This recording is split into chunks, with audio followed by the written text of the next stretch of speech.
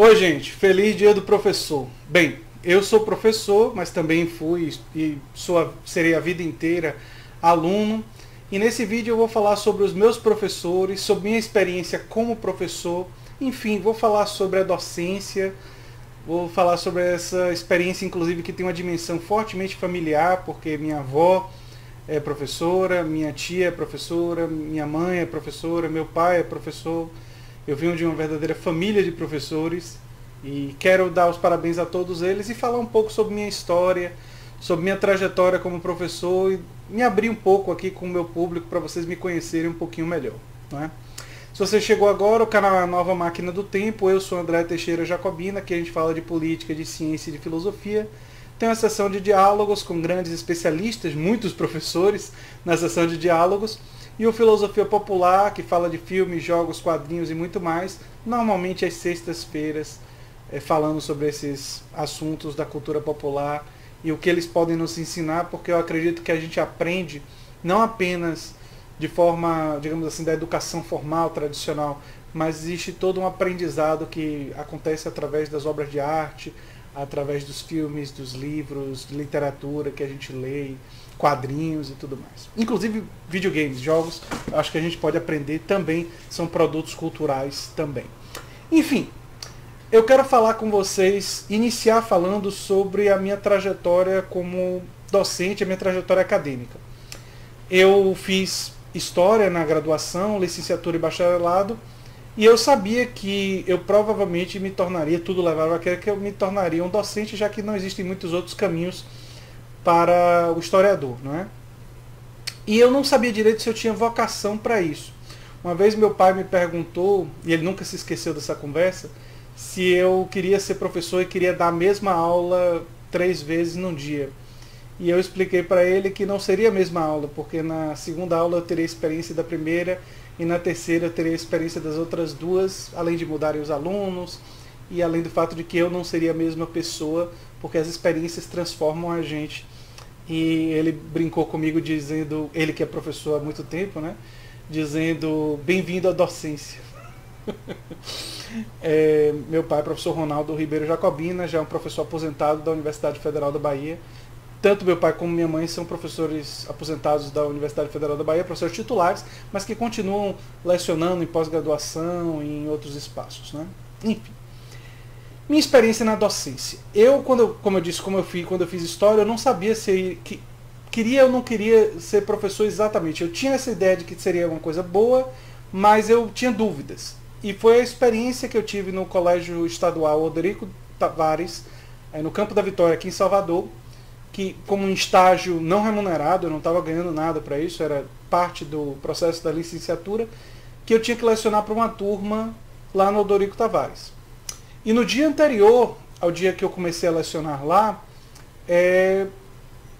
tinha tido uma ameaça de um aluno, tinha ameaçado um professor com a faca, o clima no colégio estava muito ruim, e as pessoas estavam imaginando que talvez a gente não se animasse com a ideia de ensinar, e de fato algumas colegas minhas, algumas pessoas que estavam na minha turma, ficaram assim, tiveram uma reação tão ruim a lecionar naquele ambiente que, pela falta de coisas, e, enfim, que acabaram desistindo da docência. Mas essa não foi a minha experiência. Eu cheguei numa turma que estava desinteressada por história do Brasil, numa turma que eu diria que estava desinteressada quase que pela vida. Algumas pessoas estavam, muita gente sentava assim na cadeira, assim, parecia que estava desmaiando na cadeira, né?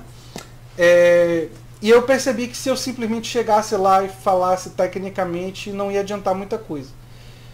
E aí o que eu fiz, e que de certa forma inspira esse canal também, foi o seguinte: eu comecei a falar, eu peguei uma aula logo de cara sobre a história do Brasil, e a história, digamos assim, da dependência do Brasil, da pobreza do Brasil, da colonização brasileira, de como nossas riquezas estavam indo para fora do Brasil, para o nosso açúcar estava sendo refinado na Holanda, né, e a gente estava enviando matéria-prima e comprando manufaturados, e como isso mexia com a balança comercial. E eu fiz uma aula dedicada a questionar eles se eles sabiam que o Brasil era pobre, e dizer para eles que a história era a ferramenta que poderia fazer eles compreenderem a pobreza do Brasil, o subdesenvolvimento brasileiro e que influenciava a própria pobreza que muitos deles viviam cotidianamente. Vocês podem imaginar, eu acho que alguns já devem ter imaginado, mas alguns dos zumbis que estavam na sala, né, em estado quase de coma, acordaram. Eles estavam assim, aí de repente ficaram assim muito interessados porque eu falei sobre aquilo que afetava a vida deles. Eu falei sobre o fato, e eu não falei sozinho.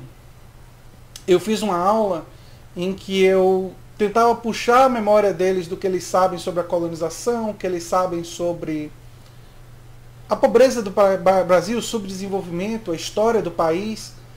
E aí eu fui respondendo perguntas, fui trazendo informações a partir dos questionamentos deles e das próprias reflexões que eles tinham, esses alunos de um colégio público, tinham a partir da pobreza e da dificuldade que eles próprios viviam.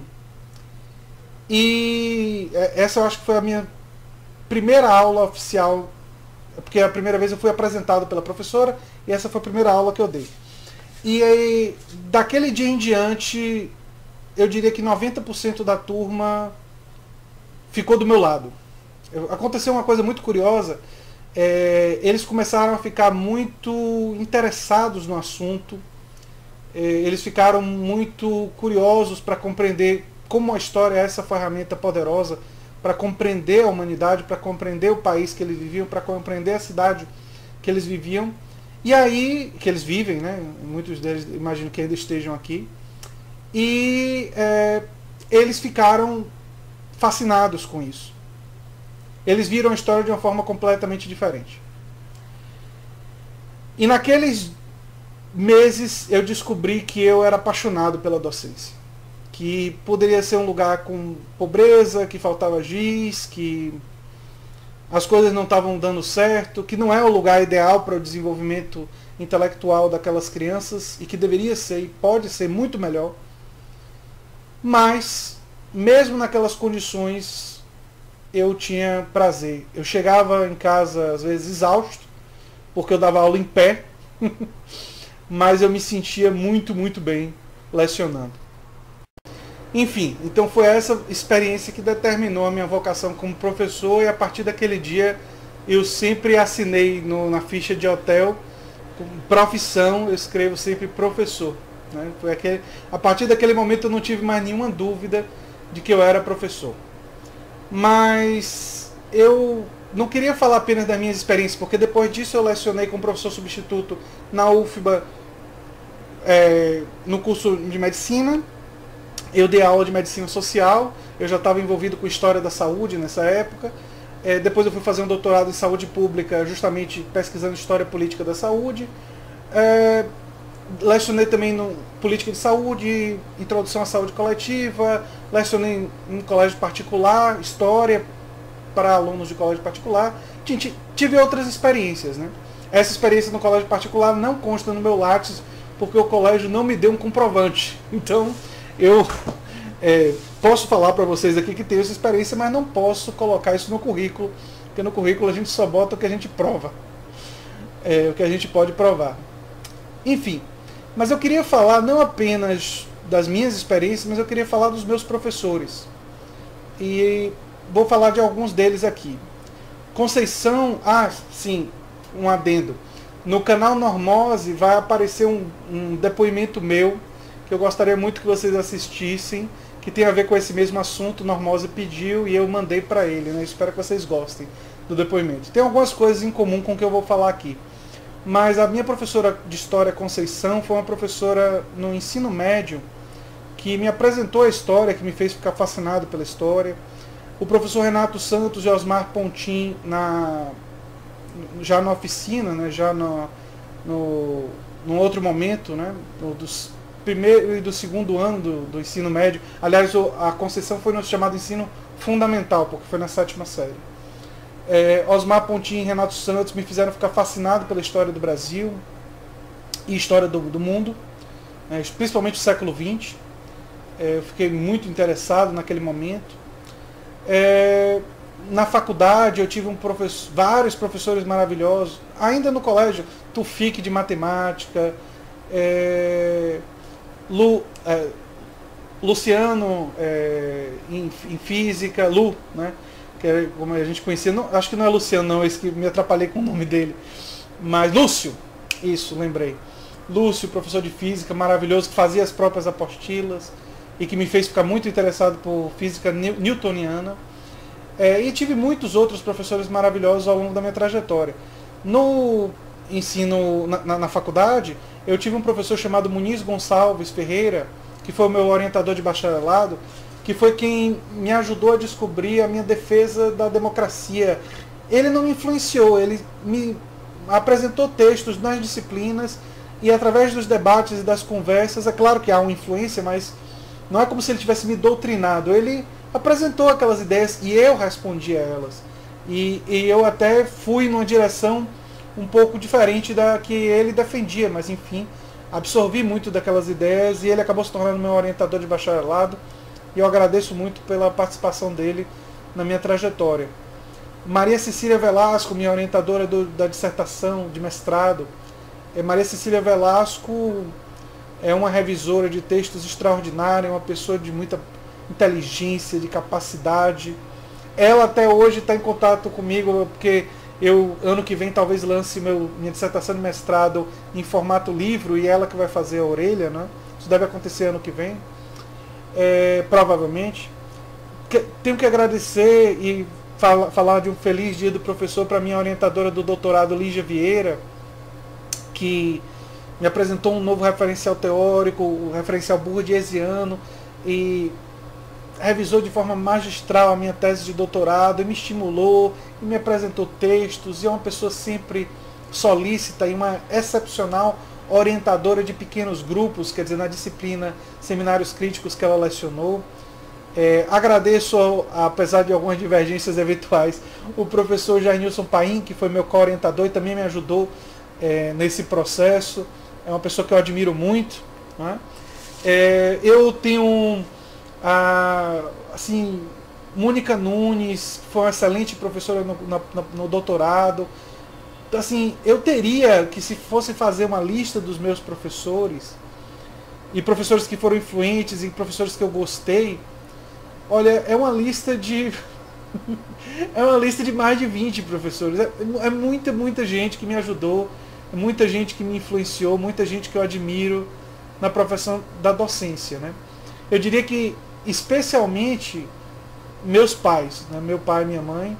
Inclusive é engraçado porque quando eu lecionei na faculdade de medicina, eu fui colega de meu pai, e meu pai, naquele momento, pouco tempo depois de eu já ter sido chamado, ele foi eleito o chefe de departamento, e ele ficava muito preocupado porque ele dizia assim que não basta ser honesto, tem que parecer honesto. Ele não gostava da ideia do filho dele estar ali, ele ficava incomodado com isso. Eu lembrava a ele que eu fui selecionado num processo seletivo que ele não participou, enfim, que ele não era chefe de departamento na época do processo seletivo, todas essas coisas, e ele não teve qualquer influência, mas enfim, ele ficava muito nervoso com isso.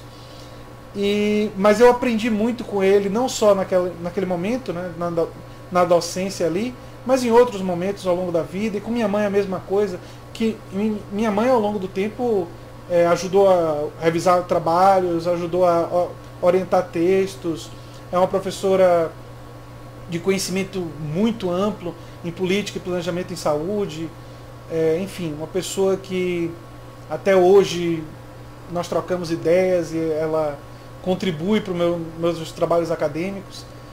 E, enfim, eu tenho muito a agradecer aos meus pais, a minha avó, Rosalva Teixeira, que eu me lembro ainda hoje, quando eu era bem pequenininho, e eu ia acompanhando ela para o colégio, e ela trabalhando na alfabetização de pessoas humildes, e eu do lado era uma espécie de assistente e estava aprendendo junto com ela também. E, enfim, a docência é algo que está muito forte, presente na minha família. Eu me lembro, por exemplo, da minha tia Miriam Teixeira, E como eu pegava os livros de biologia dela e o quintal da casa de minha avó virava o meu laboratório. E eu ficava observando as aranhas, as formigas, os animais, fazendo anotações. E com 7 anos de idade, 8 anos de idade, e com a curiosidade enorme de compreender insetos, aracnídeos. Aranha não é um inseto, aranha é um aracnídeo, né? Os escorpiões, que também são aracnídeos, e lá não tinha escorpião, mas eu fui até Tânia Brasil, no Instituto de Biologia, ainda adolescente, para conhecer e para ver escorpiões e cobras e os animais peçonhentos, porque a pesquisa da Tânia Brasil, que é uma pessoa também que eu tenho muita admiração, embora nunca tenha sido minha professora diretamente. Enfim, eu poderia ficar horas e horas falando para vocês de todos os professores que ajudaram a me formar, que ajudaram a fazer com que eu me tornasse um professor e fazer com que eu me tornasse uma pessoa melhor, fazer com que eu me tornasse um pesquisador, fazer com que... Então, assim, a gente tem uma tendência muito na vida a valorizar, assim, os feitos individuais, né? Eu fiz, eu sou aquilo e tal. E eu nunca tive muito esse impulso de uma forma muito forte, porque sempre foi meio que óbvio para mim que os meus feitos e as minhas conquistas eu compartilho com centenas de pessoas. E eu diria que quando você inclui os textos e as bibliografias, com milhares de pessoas que influenciaram a minha trajetória. Quer dizer, tem uma parte da minha reflexão que eu compartilho com Bourdieu, com Karl Marx, com Friedrich Engels, com Antônio Gramsci, com George Orwell, com Aldous Huxley, com até Jorge Lucas. Quer dizer, a minha reflexão, Sócrates, Platão, quer dizer, isso não retira o meu mérito, mas eu não consigo ver o meu mérito como somente meu.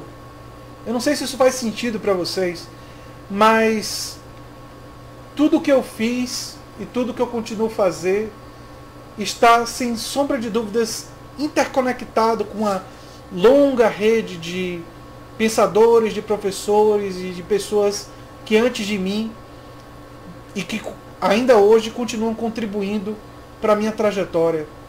Por isso que eu não vejo a minha trajetória como exclusivamente minha, mas como um resultado de uma complexa colaboração e contribuição coletiva. Isso talvez influencie até minha visão de mundo de esquerda e progressista e de valorização dessa dimensão coletiva, porque eu vejo a minha própria produção e a minha própria atuação como um resultado de tantas múltiplas contribuições. Enfim, era isso que eu tinha para dizer sobre isso.